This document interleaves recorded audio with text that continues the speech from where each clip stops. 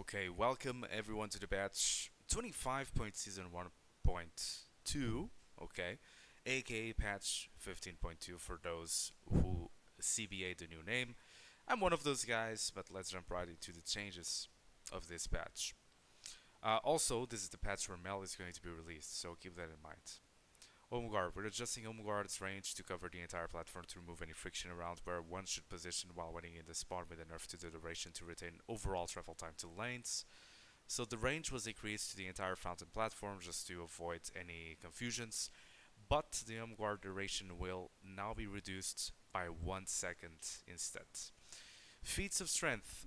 Basically, the change is instead of First Blood, because it's more of a psychological warfare between the players, they are now moving into. Actually, I said warfare without keeping in mind that Feat of Warfare was a new name.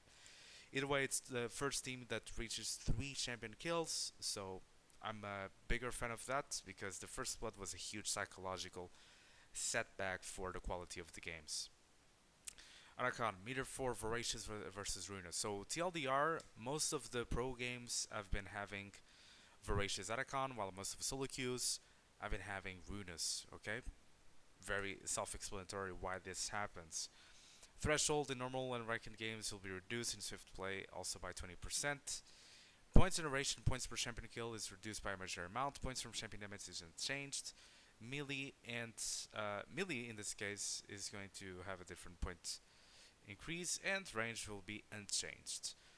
Swift plays no one cares. Voracious gold granted for triggering the withdraw effect is now going to be doubled. So instead of when you kill someone and you make them withdraw, you gain 200 gold. In my perspective, this Atakhan is completely broken. Doesn't make any sense regardless of having 200 gold, because if you're not able to get the shutdown and the champion or the person that is forcing a dive or forcing a play and not giving their entire shutdown, then it's just broken because you get a huge tempo swing regardless of getting 200 gold. Yes, it's a buff in this regard, but still not enough. I think Voracious is completely stupid. While Runas, of course, keep that in mind, is a very strong Atakhan, but it's more logical than the Voracious one that, in my perspective, it should be reworked or tweaked at least. XP per rose is going to be dropped by 2, and the formula is now going to be worth the minimum at 34 rather than 39 stacks instead. Apex duo MMR restrictions are back in this patch, so keep that in mind, and Mel is obviously going to be released. Cassiopeia, she's basically losing the Feats of Strength buff that she had in the first patch, which was 2 movement speed per level. Now it's going to be 1 movement speed per level if you get the Feats of Strength as Cassiopeia. And people are mentioning a lot the fact that Cassiopeia has a really high win rate, but people have to remind themselves that Cassiopeia is one champion that is very specifically picked when playing against lower range comps, unless they're one trick ponies. Okay? And while this movement speed buff was way too nice for Cassiopeia, she has always been one of the champions that had a really, really strong and high win rate. This is pretty much because Cassiopeia functions as a strong pick in other perspectives, and also because she's an excellent counter pick when you pick her later in the draft. Most Cassiopeia appearances are done by the second phase onwards instead of first picking Cassiopeia, for example. So yes, the nerf is fine, but Cassiopeia should be nerfed in other stuff rather than the actual passive itself. I'm actually a fan that Cassiopeia should have her passive reworked, actually. Evelynn, one of the most obnoxious solo queue champions to buff. She's getting a lot of scaling movement speed in her Whiplash, and Lascaris is getting a lot of damage with AP ratio being increased. This is kind of a nightmare because Evelynn is one of the annoying champions that I don't want to get in solo queue because of how volatile and how impactful she can be, and how frustrating it can be, especially for solo queue players when there's no coordination or good tracking of the Evelynn when it's not as compared, not as strong as compared as pro play. Pro play is much harder to make Evelynn function, not only because the drafting angles are more difficult to acquire, but also because it's much easier to nullify Evelynn's impact in comparison to solo queues. So, yeah, Evelynn, I guess she will appear because she's been getting some buffs just to come back on her win rates in some way.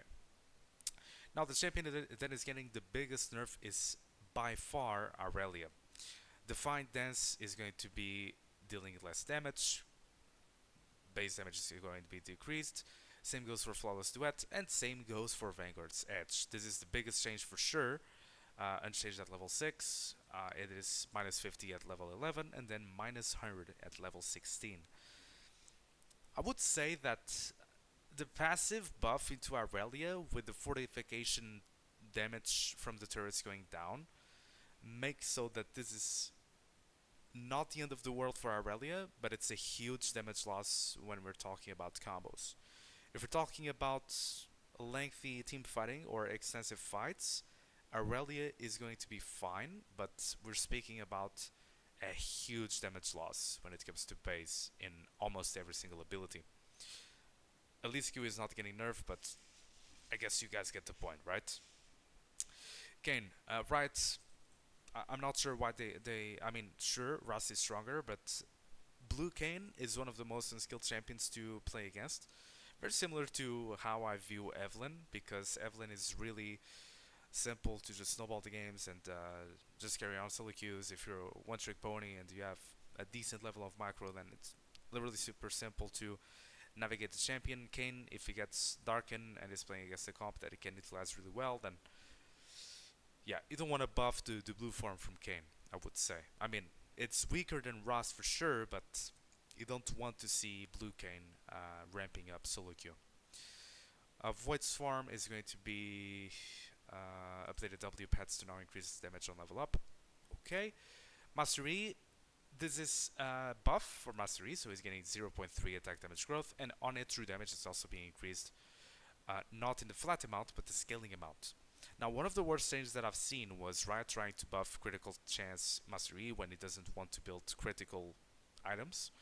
Is a champion that wants to build on it because the Blade of Rune King, or Kraken, or Quinsus, Terminus, whatever item you want to build on Mastery is kit is mostly focused on Haunted, as per se. So yeah, at least they're not buffing critical strike damage.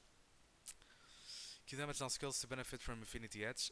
Now, speaking from the dumbest buff that doesn't change anything because Mastery crit strike buff didn't change anything. They decide to make so the Q scales up with a critical strike multiplier. Smolder doesn't build Infinity Edge. This buff is non-existent. It really doesn't do anything. So it's really funny because it comes right after I mentioned the Mastery change as well. So yeah, don't build Infinity Edge on Smolder for sure. Tahm Kench, Tongue Clash damage is going to be decreased. I mean, it's obvious Tahm Kench is dealing a lot of damage and has been really oppressive not only as a Tahm Kench but also for Tahm Kench top lane. And yeah, it doesn't make any sense that it's so tanky and dealing so much damage and making it possible for you to escape or you just get one shot pretty much. Viktor is still doing a bit too well after 1424 micro patch nerfs, so we're simply bringing down his late game damage from places shouldn't miss terribly. I mean, the Q nerf is alright, it's not the end of the world because you're losing 10% AP there. Sure, I mean, it's 10% AP, it hurts a bit, but the main thing is damage per tick is losing 10% AP as well. And while these nerfs are necessary, this is quite a big nerf for Viktor. Okay? Now, if you ask me, is it deserved? Once again, it is. But Viktor was not as strong as people made him be, and I believe he was overrated, or I'm not sure because of Arcane, because of the changes. I believe Viktor was over prio, and teams did not know for the most part how to counter Viktor when there are picks that would do so well into it. One of the picks that I really enjoyed that showed up was Zerath to try to outrange Viktor, but B1 Viktor with so many power picks open that could punish him and not being incentivized to pick them was one of the main mistakes in pro play. Now in solo queue, it's a bit more understandable, but Viktor was in a really good spot. Now he gets nerfed a bit. It will still be fine and picked once in a while, but I believe it will be more situational and people will decrease the priority and the pick rate from the champion. Speaking about discussing champions, Yuumi is getting a late game buff, pretty much. So her passive is going to be augmented by 10% AP. Doesn't really matter because Yuumi doesn't have much AP and supports don't usually stack too much AP unless you want to build Ludens, Rabadans on Yuumi. Otherwise, it will not change too much, and the cooldown is now going to be dropped by 2, and instead of being by level 11, it's going to be by level 13, essentially. And it's going to drop by 2 seconds, the passive. The damage from Final Chapter is going to be increased not at level 1, but 25 by level 11 and 50 by level 16 with plus 5% AP. The percentage AP doesn't change much. The biggest change is by far the base damage. And the same can be said in here because you get plus 10% AP, but yeah, I mean, you get earn more damage over 5 waves in comparison to the past patch. So it is it is a bad it is a bad scenario because you're most likely going to see more Yuumi popping off as well. Lord Dominic's regard, so LDR is going to be getting 100 gold more. I mean, ADC items are way too expensive already, but the armor pen is going to be 35 into 40% armor pen, which is fine. I would prefer 35% armor pen plus giant slayer, but 40% armor penetration is really strong to make those full AD comps become viable in comparison to what it is this patch. Mortal Reminder, 3.3k gold. Yeah, I mean, almost no one will build Mortal Reminder, especially with the current game state. There are a lot of frontliners that are annoying to get through, and with 40% armor pen being 200 gold cheaper, most people will definitely just default into LDR. This is one more wave to farm in comparison to this one. You get 5% more pen.